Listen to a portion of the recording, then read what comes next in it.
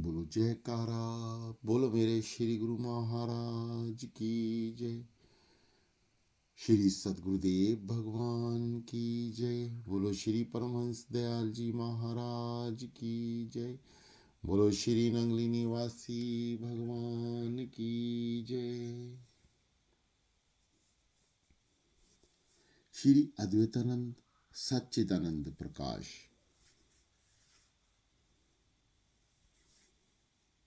आगे एक रोज भागवत गीता के ये श्लोक इरशाद फरमाए।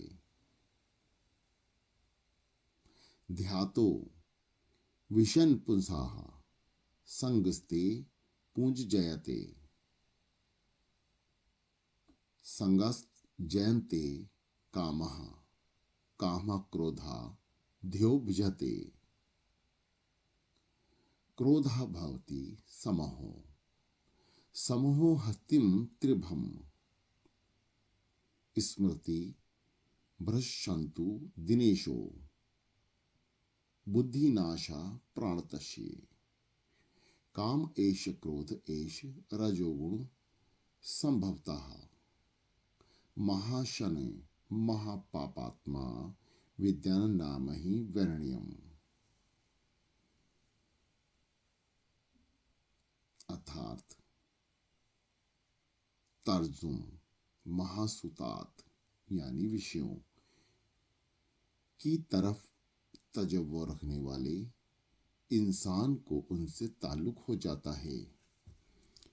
ताल्लुक से ख्वाहिश यानी काम पैदा होता है। ख्वाहिश से गजब यानी क्रोध पैदा होता है। गजब से तिर्गी यानी अंधकार पैदा होता है। तिर्गी से साहू यानी भ्रम पैदा होता है। साहू से अकल जाया होती है। अकल से जाइल, अकल के जाइल यानी नाश होने से जवाल यानी पतन आता है। इसका सबब ख्वाहिश यानी काम है या गजब क्रोध है जो रजोगुण से पैदा होता है और बहुत खाने वाला है, बड़ा मूजी है, इसको दुश्मन समझ।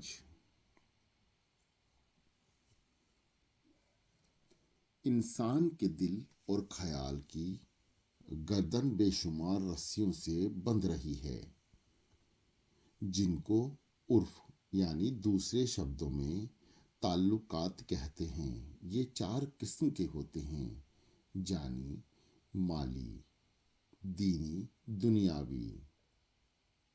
पहला जानी, जो हिफ्स जान के सबब से पैदा होते हैं, इसलिए चाहता है कि अपने मुकालिफ की गर्दन उड़ा दे, मगर अपनी जान का खतरा ऐसा ना करने से रोकता है। दूसरा माली, जो माल की जमा और निगाहत से पैदा होते हैं। मुसाफिर चाहता है कि अपना बैग और लिफाफा मुसाफिर खाने में रखकर पहले रेल का टिकट खरीदे, मगर हिफाजती माल उसके मनाह यानी बाधक हैं। तीसरा दीन, जो पासे दीन यानी धर्म विचार के सबब से पैदा होते हैं। वह चाहता है कि मजे से गोश्त खाए और शराब पिए, मगर मजहब का ख्याल ऐसा नहीं करने देता। चौथा दुनियावी, जिसमें व्यापारी बातें, मसलन पासे नामूस यानी यशो कामना के पास रसूख यानी परंपरावादिता वगैरह पाबंद करते हैं। इंसान चाहता है कि रकमा से सात भरी मजलिस में ही मनमानी कर बैठे, मगर पासे नामूस के ख्याल से ऐसा ना कर सकता। या वह चाहता है कि होटल वगैरह में बैठकर खाना खाए, मगर रिवाजे मुल्की यानी देश प्रथावे, रसूम मरुजा यानी स्थानीय प्रथाओं के लिहाज से उसको रोक रखा है।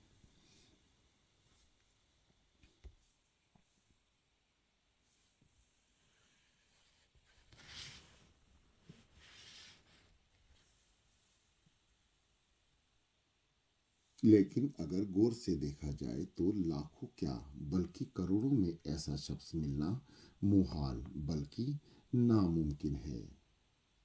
हर शख्स किसी न किसी बात का पाबंद जरूर है। हाँ, ये बात हो सकती है कि कोई एक बात का पाबंद है, कोई सबका। इस तरह पर आज़ादी मुतलिक यानी पूर्ण मुक्त गोया ख्वाबो ख्याल ही रहा।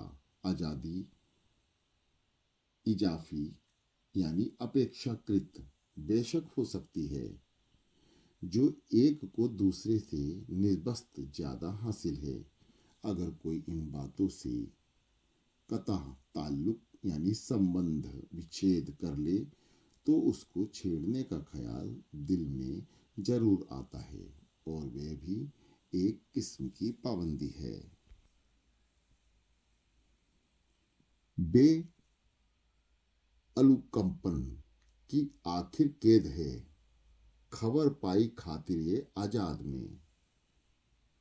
इसलिए हकीकी यानी वास्तविक आज़ादी की तहकीक यानी खोज में कलाम यानी संशय है। लिहाजा इंसान की जिंदगी में हवास यानी इंद्रियां अपने फेल यानी कर्म से आरी यानी अलग नहीं रह सकते। बस आरिफ यानी ज्ञानी उसके तर्कों अखन यानी त्याग प्राप्ति दोनों से किनारा करके जात यानी प्रभु में ममरूर हो रहता है, मसरूर रहता है। गो यानी चाहे, हवास यानी इंद्रियों का महसूतात यानी विषयों से ताल्लुक रहे, यानी वे अपना फेल मुतालिका यानी अपना कर्म किया करे, मगर वह उन पर तवज्जो नहीं करता। तवज्जो के ना होने की वजह से वे यानी कर्म गालिब नहीं हो सकते। जब उनकी तरफ तवज्जो हो जाती है तब वे गालिब हो जाते हैं। जैसे कोई बैरागी किसी काम को करता है मगर उसके नफ़ा व नुकसान से ताल्लुक नहीं रखता, वैसे ही आरिफ यानी ज्ञानी हवास यानी इंद्रियों के फेलों यानी कर्मों को बेगार समझ कर करता है, लेकिन बेगार से बच नहीं सकता। गोया हवासों को महसूतात की तरफ तजव्वुर और उनका उनसे ताल्लुक, यह अमर यानी सच बात तो चाह आरिफ यानी क्या ज्ञानी वे चाह जाहिल या क्या ज्ञानी अज्ञानी, हर एक के लिए लाजिम है। अब फर्क सिर्फ इतना है कि जो शख्स किसी फेल यानी कर्म के करने की ख्वाहिश नहीं रखता और सन्यासी है, और जो फेल के नतीजों से निगाह उठा लेता है वह त्यागी है। चूंकि हर किस्म के नतीजा फैल यानी कर्म फल यहाँ तक कि मोक्ष तक में एक किस्म की ख्वाहिश छिपी रहती है। इसलिए कुल पाबंदी का मादा वे मुसद्दर यानी करता धरता ख्वाहिश ठहरी, और ख्वाहिश से फेल यानी कर्म का करना ही पाबंदी है। ख्वाहिश नाम राग यानी रगबत का है, और उसका मखजन यानी स्रोत ख्याल यानी चित्त है, जो तीन अकमास यानी किस्मों में मुकस्सिब यानी विभाजित है। पहला ख्वाहिश वका, दूसरा ख्वाहिश इल्म, तीसरा, ख्वाहिश सुंदर यानी आनंद। पहला, ख्वाहिश बका। हर इंसान की दिली ख्वाहिश ये रहती है कि जिंदगी जावेद यानी चिरायु उसको हासिल हो। मौत का नाम सुनकर उससे रोंगटे खड़े हो जाते हैं।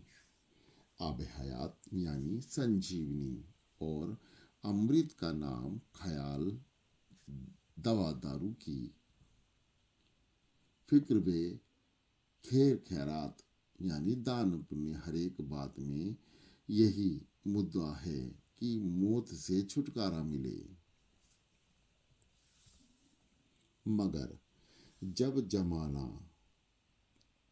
की रफ्तार और तजरीबों से इस बात का यकीन हो जाता है कि मौत एक अमर, लाजिमी यानी अवश्य भावी घटना है, तो फिर दरियाजे उम्र यानी दीर्घायु की फिक्र में ही गलतानो पहचान यानी डूबो और भ्रमित रहता है। लेकिन जब मौत का डंका सिर पर आन बजता है तो कूच की तैयारी होती है, तो फिर दिल को इस तरह तसल्ली देता है कि हम नहीं तो हमारा नाम ही रहे। ख्वाह यानी चाह, असली ख्वाहिश फर्जी, और औलाद की बका यानी जीवन की ही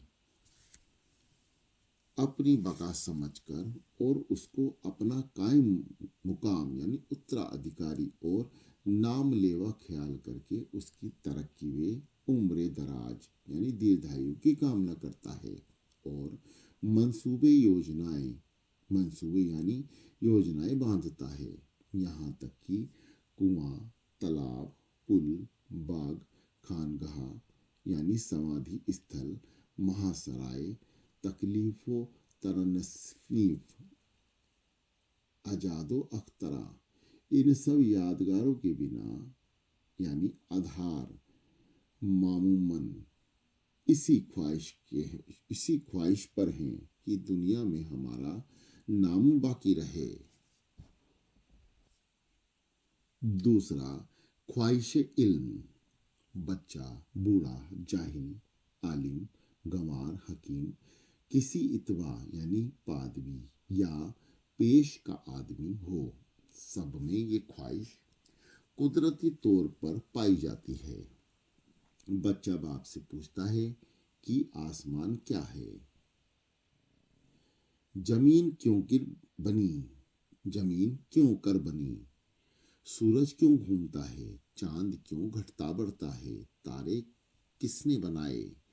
गरज तो चीज उसको नजर आती है, उसकी हकीकत जानना चाहता है। गंवार अगर किसी बाबू या मुंशी से मिलता तो पूछता है कि साहब, आप कहाँ तक पढ़े हैं, आपने क्या इम्तिहान पास किया है, आपको क्या तनख्वाह मिलती है, आप क्या काम करते हैं। पढ़े लिखे आदमी आपस में पूछते हैं, फला मुल्क में लड़ाई हो रही है, उसका क्या नतीजा हुआ, फला मुल्क में जल जला से कितनी जानें तबाह हुई। किस्सा कहानी, अखबार वगैरह के मुअत्तलका यानी पढ़ना, यह सब इसी ख्वाहिशों का नतीजा है। मगर यह तो ख्वाहिशें इल्म और अदनासी यानी मामूली सी चाट है। जो लोग इल्म दोस्त यानी जिज्ञासु हैं, उसमें ये ख्वाहिश ऐसी जबरदस्त हो जाती है कि उसके हसूल यानी प्राप्ति में उनको मरने की भी फुर्सत नहीं मिलती।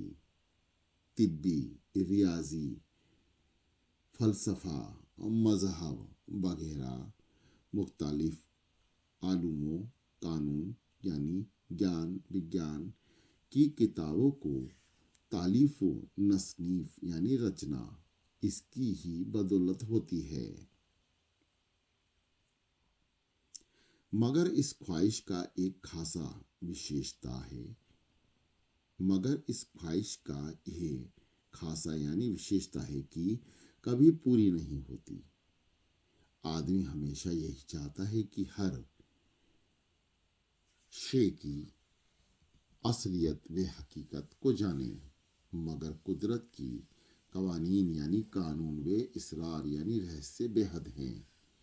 जब मैदान इल्म यानी ज्ञान क्षेत्र बसवत यानी व्यापकता पर नजर करता है तो अपनी मालूमात उसको हकीरो नाचीज यानी तुच्छ और क्षुद्र मालूम होती है और अपने आप को तिल्फे मकतब यानी मामूली विद्यार्थी समझता है और जिस कदर इल्म हासिल करता है उसी कदर ख्वाहिश बढ़ती है। तीसरा, ख्वाहिश आनंद यानी आनंद। यह ख्वाहिश की फितरी यानी स्वाभाविक और निहायत काबी यानी भरी उम्र है। कौन है जो राहत का तालिब यानी इच्छुक और रंज फाइक यानी त्रस्त ना हो। सब इसी धुन में लगे रहते हैं कि जहां तक बने और जिस तरह से बने ऐशो निशात का सामान मुहैया यानी सुलभ रखे। मगर आदमी कितने ही सामान मुहैया करे और कितनी ही कोशिश करे, मगर आसाइश यानी आराम की निस्बत तकलीफ या ज़्यादा गिरफ्तार रहता है, लेकिन कोशिशों पर आमादा यानी तत्पर रखता है। मासूदगी यानी सुख या फुसलता है कि क्यों कि क्या रंजो मलाल इन बातों का ख्याल भी दिल में ना लाओ। खुद ऐश की घड़ियां सलामत रखें, उम्र भर चैन किया जाओ। अब तो आराम से गुजरती है अकबत की खबर खुदा जाने। अब तो आराम से गुजरती है आकबत की खबर खुदा जाने। खुद दर्द में यूं तसल्ली देता है कि हमेशा एक से दिन नहीं रहते। जब वे दिन ना रहे तो ये दुख की घड़ियां भी ना रहेंगी और हमेशा तजारीबा की खिलाफ यानी यकीन दिलाता है जो हुआ सो हुआ, आइंदा ऐसा हरगिज ना होगा। हमेशा आनंद की खोज में रहता है। कुल मिलाकर आनंद जिस पर आदमी इस कदर शोफता यानी मोहित है, तीन तरह का है। का जिस्मानी या हिंसी, खा दिमागी या अकली, गा रूहानी या बातिनी। कुल मिलाकर आनंद जिस पर आदमी इस कदर शौक व फोप्ता यानी मोहित है, तीन तरह का है। का जिस्मानी या हिस्सी, खा दिमागी या अकली, गा रूहानी या बातिनी। का शारीरिक आनंद। शारीरिक आनंद वह है जो हवा से जाहिरी यानी इंद्रियों और काम इंद्रियों के जरिए से हासिल होता है। मसलन नगमाए खुश उल्हा यानी मधुर संगीत कान में, शकीलो जमील यानी आकर्षक, इंसान में आशियाए खूबसूरत सुंदर वस्तुएं, आँख की खुशबुएं, अंबर वे इत्रियात, नाक की गिजाए लाजीज यानी स्वादिष्ट व्यंजन, जवान की आशिय नरम वे मुलायम जिल्द बदन यानी त्वचा की लज्जत में आसाइश है। अब कभी नई इंद्रियों की राहत यानी संतुष्टि एक वक्त में हासिल होती है तो लुप्त में दोबाल यानी दुगना हो जाता है। मसलन गबेहा तो गभया हो खुशालगू, सरीला कंठ और खूबरू, देखने में सुंदर भी। खाना हो नमक मिर्च या ठीक और बुबास भी अच्छी। जबकि एक एक वस्तु दो दो इंद्रियों की राहत ऐसी दिलकश होती है कि दिलशत होती है, तो पांचों के यकजा एक यानी एक जगह, अजतामा यानी समूह का तो क्या कहना। अली पतंग मृग मीन गज, जरत एक की आंच। तुलसी वह कैसे जिए, जिसको लागे पांच। चूंकि दौलत कुल राहतों यानी सुखों की जमीन है, रुपया पल्ले हो तो हर किस्म का सामान ऐश फरमाहा यानी उपलब्ध हो सकता है। इसलिए इंसान इसकी तलब में सख्त कोशा रहता है। लेकिन लजाए हिसी यानी इंद्रियों इच्छाओं में काम यानी ख्वाहिशें नफसानी बड़ी जबरदस्त हैं। जब इसका भूत सिर पर सवार होता है तो दौलत, सेहत, इज्जत, आबरू, जान, माल, दीन, दुनिया सभी उस पर वार देता है। यद्यपि स्वास्थ्य दीर्घायु को सुखाभोग का मूल है। एक सेहत ना हो तो सब रहाते वे ऐश आराम तकल यानी कड़वे हो जाते हैं। मगर लजाए हिसी यानी इंद्रियां सुख के चटखारों पर तंदुरुस्ती को भी कुर्बान कर देता है। जिस्म व दिमाग की हालत में देर तक रहने से तकलीफी फायदे हो जाते हैं। लिहाजा उनकी तब्दील हालत से भी राहत होती है और अनबाउ अकस्मास यानी भिन्न भिन्न के खेल तमाशे इसलिए राहत के जरिए होते हैं। आदत भी हसूले राहत यानी सुख प्राप्ति का बड़ा जरिया है। मसलन हुक्का, पान, चाय व दीगर यानी अन्य। मन शिकायत यानी नाशो वगैरह की जबकि लट पड़ जाती है तो इसमें भी राहत हासिल होती है। बाज यानी कुछ, हिकमा यानी हकीम कहते हैं कि महज आदत की राहत की बुनियाद है। जिस शे की आदत नहीं उसमें ना राहत है ना आनंद। खा मानसिक आनंद। मानसिक आनंद वह है जो हवा से बातिनी यानी अंतःकरण में वसीले से महसूस होता है। इसको राहत ख्याली भी कहते हैं। इसके दो जरिया हैं, इजहारे खुदी यानी आत्म प्रदर्शन यानी तकबरब यानी गुरुता व नेकी या परोपकार। पहला इजहारे खुदी यानी तकब्बर, यह निहायत और पुरजोर ख्वाहिश है जिससे आला दर्जे की राहत दिमागी हासिल होती है। इसके बहुत से वसाइल यानी साधन हैं, राग, रूप, धन, बल, हुकूमत यानी प्रभुता, मान, विद्या वगैरह।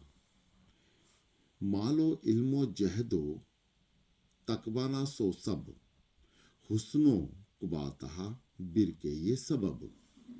ये तो सब गुल लेक इसमें एक खार खार को कर दूर गुल से जिश्वार। हे तकब्बर करना मुझको नारबा, क्योंकि है किबर अज राहे खता। और ना पहुँचेगा पहाड़ों के ताई, तू जा तू रास्त कमात बिल आई। पस ना चल पंजों के बल ए मोहरबा, ना तो गड़ जावे जमीन में नागहा। चाहिए तेरे ताई अजोजो नियाजा, सर नगू चल गर चाह है सवेद दाराजा। इस विशालों को मद भी कहते हैं। इनके मद से आदमी ऐसा मतवाला हो जाता है कि दीन दुनिया सबको बलाए ताक रख देता है। राग यानी खुशहानी ऐसा आनंद है कि आदमी खुद भी मसरूर रहता है और दूसरों को भी खुश करता है। इंसान ही नहीं बल्कि अक्सर हैवानात भी इसके असर से मुतसिर यानी प्रभावित होते हैं। क्योंकि इंसान ऐसे आदमियों की अक्सर कद्र करते हैं, इसलिए यह भी तबकार की बाइस यानी कारण होता है। रूप यानी खूबसूरती पर भी आदमी को बड़ा नाज होता है। इसके मद का मत वाला इंसान को ठुकरा कर भी नहीं चलता और इससे इजहारे खुदी यानी आत्म प्रदर्शन का खूब मौका मिलता है। धन यानी दौलत की क्या बात है, इसके तो सब कदम चूमते हैं। जहाँ ये होता है वहाँ हर एक चीज का मुसस्सर यानी सुलभ आना आसान है। राहते जिस्मानी यानी शरीर सुख के अलावा इजहार खुदी यानी आत्म प्रदर्शन का आनंद भी हासिल होता है, क्योंकि अहले दौलत अपने हर चश्मों यानी साथियों के मुजाजिज यानी सामान्य ख्याल किए जाते हैं। बल यानी ताकत भी इजहार खुदी यानी आत्म प्रदर्शन का वसीला है, क्योंकि जबरदस्त आदमी औरों का गलाब हासिल नहीं कर सकता।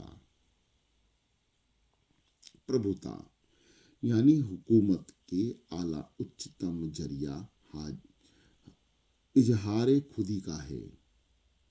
को ऐसो जन्मियो जग माही प्रभुता पाए जही मदमाही। दौलत इज्जत शोहरत सब इसके जलों यानी रोशनी में चलते हैं, इसलिए आदमी इससे असूल यानी प्राप्ति पर मिटा हुआ है। हुकूमत का नाश है ही है जो यागनों बेगनों के खून करता है। बेगुनाहों का कत्ले आम जायज यानी उचित रखता है। इंसान को बिला खौफ यानी निर्भय जग में तोपों की मुकाबिल यानी सामने ले जाता है। हुकूमत का ही जोर है जो इंसान को सरदार लश्कर यानी सेनापति या सरगर्म मुखिया कौम या शहंशाह मुल्क बनाकर जस सजदा करता है। कंचन तजना सहज है सहज त्रिया का नेह। मान बढ़ाई ईर्षा दुर्लभ तजनान ये है।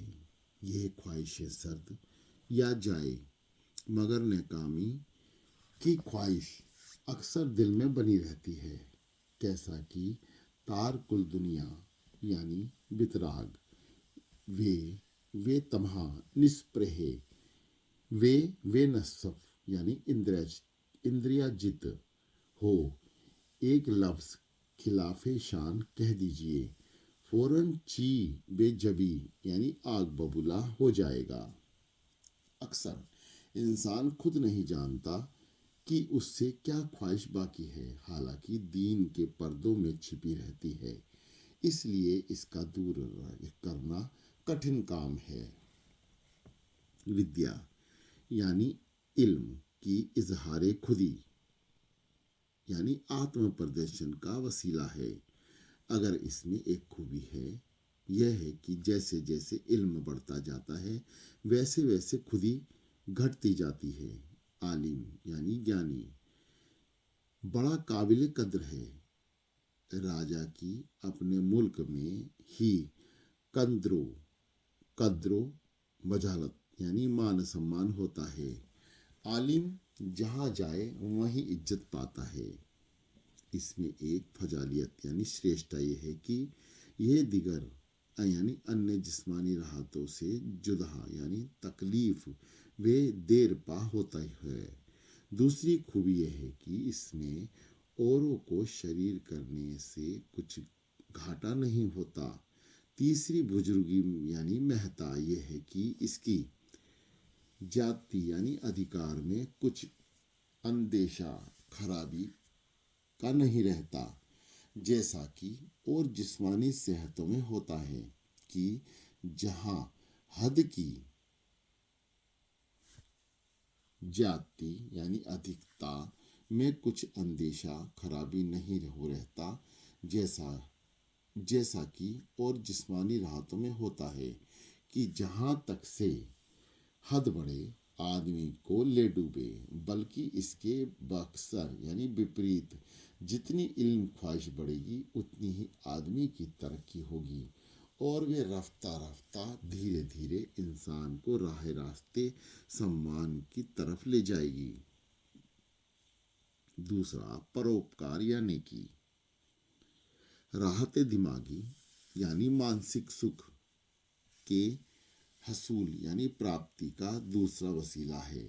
दूसरों की नफसानी यानी परमार्थ में बिला गिरज यानी निस्वार्थ सही वे कोशिश करने वाले एक अजीज तकलीफ मुरारे दिमागी हासिल होता है, मगर अफसोस ये मुकाम है कि खुदा गरज इस नमास्ते आजिम यानी देवी वरदान से बिल्कुल बेवहरा है।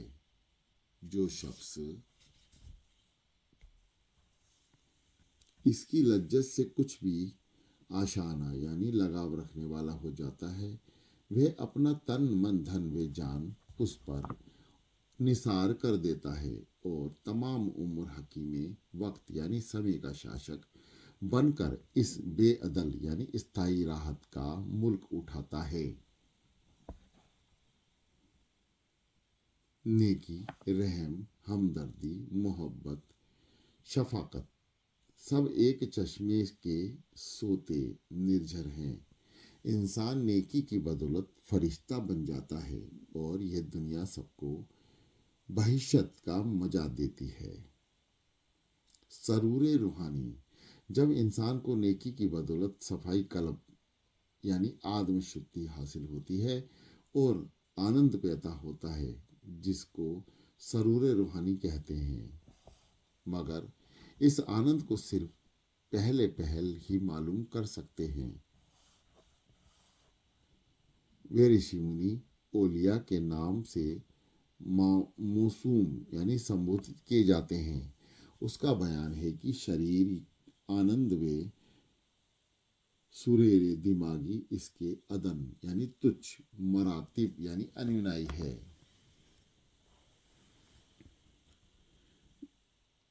जिसको इसकी एक भी झलक की नसीब हो जाती है, उसकी नज़र में दुनिया की कुल राहतें यानी सुख हेच यानी तुच्छ हो जाती है और उनके मज़े ऐसे फीके पड़ जाते हैं कि फिर उनकी तरफ रगबत यानी रुचि नहीं रहती। इस आनंद को पाकर फिर ख्वाहिश अपने मखजने यानी ख्याल, विचार स्रोत चित्त और अपने मखजने चेतना में समा जाता है।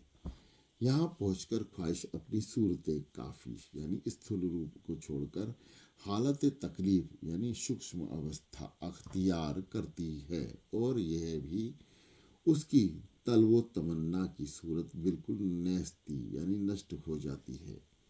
इनको सुरूर सरमदी यानी हर हाल में कायम रखने वाला आनंद हासिल होता है, जिसको वे अफजल दिगार अन्य शब्दों में सच्चिदानंद कहते हैं। आशा नाशे ओ चुनोहा बहारे ख्वाहिश ताकि खुदरा गुम कुनी अज किरे वेश। ये तीनों ख्वाहिशें इंसान को फितरत में दाखिल है। ख्वाहिश बकाए दबाम आयु इच्छा, ख्वाहिश इल्म कुल पूर्ण यानी पूर्ण ज्ञान की इच्छा, ख्वाहिश सुरूर सरमदी यानी ब्रह्मानंद की इच्छा, बकाए तमाम को सत्य कहते हैं। इल्म कुल को चित और सरूरे सरमदी को आनंद, इस तीनों लफ्जों की तारीफ से लफ्ज सच्चिदानंद बना है। इसका इंसान हमेशा जारी व इसकी जिक्र भागवत के 3 अध्याय में हुआ और इसको सिलसिला कर्म भी कहते हैं। इसको हासिल करता है। बोलो जयकारा, बोलो मेरे श्री गुरु महाराज की जय। प्रिय साधकों, ग्रंथ में उर्दू के शब्द ज़्यादा होने के कारण कुछ पढ़ने में असमर्थता है। आप पढ़ें और अध्ययन करें, सुने और अध्ययन करें। सतगुरुदेव भगवान जी श्री दादा गुरु महाराज जी अपने मुखारबिंद से इस शरीर के बाहरी और अंदरूनी विचार, अन्य अंग एवं समस्त शुद्धि अशुद्धि, ख्वाहिशें, इच्छाएं, सबकी हकीकत बयां कर रहे हैं और किस तरीके से आप इस पे कंट्रोल करें उसका उपाय भी सुझा रहे हैं। किन बातों की तरफ आपको ध्यान नहीं देना और किन बातों की तरफ आपको ध्यान देना है। आप ध्यान पूर्वक अध्ययन करें और बार बार सुने, तभी आपको यह ग्रंथ साहिब, जो श्री दादा गुरु महाराज जी के श्री जीवन चरित्र पर आधारित है, श्री अद्वैतानंद सच्चिदानंद प्रकाश, आप इसका बड़ी सहज भाव से समझकर दिन में 1 या 2 बार अध्ययन करें। बोलो जयकारा, बोल मेरे श्री गुरु महाराज की जय।